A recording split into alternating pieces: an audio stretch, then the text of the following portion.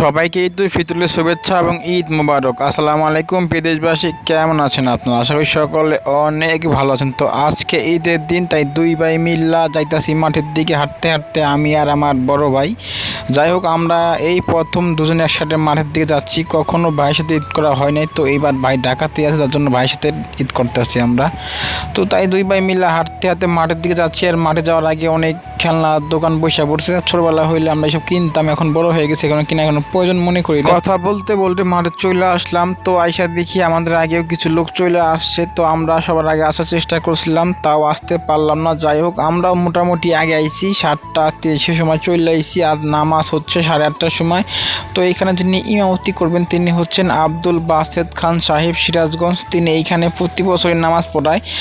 আর ঈদের নামাজ যেহেতু আমরা 2বার পড়ি, তাই আমাদের একটু ভুল হতেই পারে। তিনি আমাদেরকে নিয়মকানুন শিখা দিয়েছিল, নামাজের নিয়ম কেমনি কি। তারপরে আমরা দাঁড়ায় কাতা শুরু, তার একটু পরে নামাজ শুরু হয়ে যায়। আর এবার ঈদগাহ মাঠে যে পরিমাণ মানুষ হয়েছিল ভাই, হয়তো বা কিছু লোক নামাজ পড়তেও পারে নাই মনে হয়।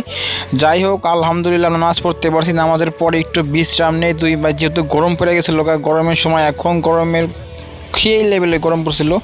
তারপরেই মোনাজাত ধরার পর দুই ভাই মোনাজাত শেষ করার পর দেখা হয় হাবিবের সাথে। তো হাবিবের সাথে আমার বাইক কোলাগুলি করতেছিল। তারপর হচ্ছে আমার পালা, আমিও হাবিবের সাথে কোলাগুলি করতেছিলাম, আর মজা করতেছিলাম, বন্ধু ঈদ বোনাস দে। হয়তো ঈদ মাস দিলই না। যাই হোক, একটা হাসি দিল ক্যামেরার সামনে। আর ভিডিওটা করা হয়েছে শুধু বিনোদন করার জন্য, কেউ নেগেটিভভাবে নেবেন না। তারপর দুই ভাই মাঠ থেকে বের হইয়া হাঁটতে হাঁটতে বাসার দিকে চলে আসি। তো আজকের মতো ভিডিওটা এই পর্যন্ত ছিল। ভিডিওটা কেমন লেগেছে অবশ্যই কমেন্ট বক্সে বলে যাবেন। ধন্যবাদ।